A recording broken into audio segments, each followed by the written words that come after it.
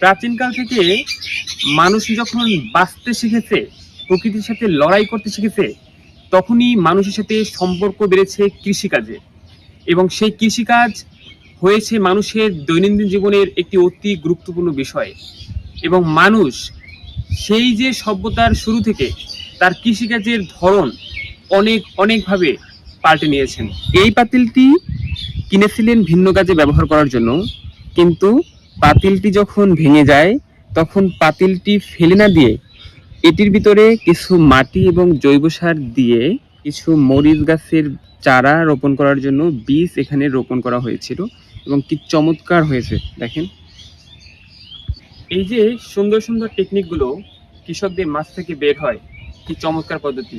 তাদের প্রয়োজনে তাদের মাথা থেকেই এমন কিছু চমৎকার টেকনিক বের হয়, যেই টেকনিকগুলো আমাদের কৃষি ব্যবস্থাকে, আমাদের গ্রাম ব্যবস্থাকে সজীব রেখেছে, সতেজ রেখেছে, আমাদেরকে করেছে আরো সতেজ, আরো বাঁচার জন্য উদ্যমী। এরকম মাটির সাথে সম্পর্ক বৃদ্ধির মাধ্যমেই আমাদের জীবন করেছে আরো অর্থবহ এবং আরো সমৃদ্ধশালী।